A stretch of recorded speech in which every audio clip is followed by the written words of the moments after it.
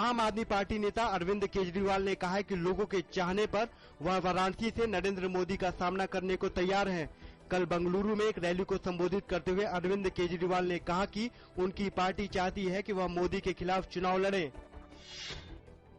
कांग्रेस उपाध्यक्ष राहुल गांधी ने पार्टी को कमतर आंकने अथवा लोकसभा चुनाव में बहुत मुश्किल लक्ष्य का सामना करने की बात को किया खारिज।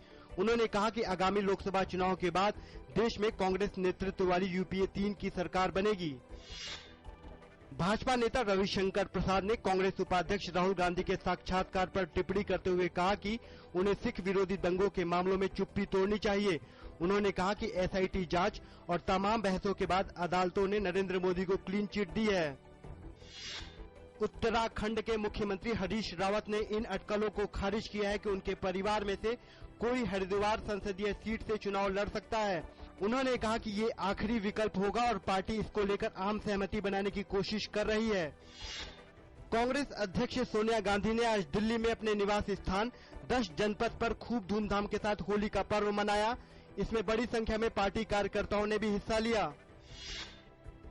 देश भर में होली की धूम है और चुनावी माहौल में नेताओं के घर पर भी होली की धूम देखने को मिल रही है। दिल्ली में भाजपा अध्यक्ष राजनाथ सिंह के आवास पर होली मनाई गई। भाजपा अध्यक्ष राजनाथ सिंह ने कहा कि आज का दिन होली के रंग में रंगने का है। सरकार ने सोने का आयात शुल्क $433 से बढ़ाकर $445 प्रति 10 ग्राम किया। केंद्रीय सीमा शुल्क और आबकारी बोर्ड की एक अधिसूचना में कहा गया कि ये संशोधन विश्व स्तरीय मूल्य रुझान की समीक्षा के बाद पाक्षिक आधार पर किया गया है। आसाराम के खिलाफ सूरत दुष्कर्म मामले में गवाही देने वाले एक गवाह पर तेजाब से हमला किया गया है। 2 बाइक सवार ने उस पर रविवार को हमला किया। बताया जा रहा है कि हमलावरों ने पहले उसका बाइक से पीछा किया, फिर घर के नजदीक ही उस पर तेजाब डाल दिया। मलेशिया के प्रधानमंत्री नजीब रज्जाक ने प्रधानमंत्री डॉक्टर मनमोहन सिंह से टेलीफोन पर बातचीत में लापता विमान को ढूंढने में भारत की मदद मांगी है। विमान की खोज का दायरा मध्य एशिया से दक्षिण हिंद महासागर तक बढ़ाए जाने से तलाशी का काम और भी जटिल हो गया है।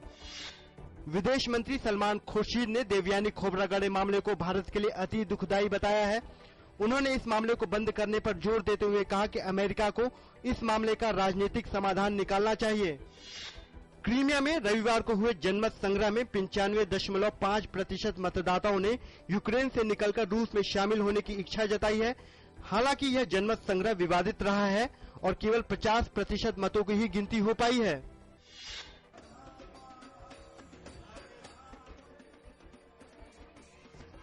देश भर में हर्षोल्लास के साथ मनाई जा रही है होली। लोग एक दूसरे को रंग और गुलाल लगा दे रहे हैं शुभकामनाएं।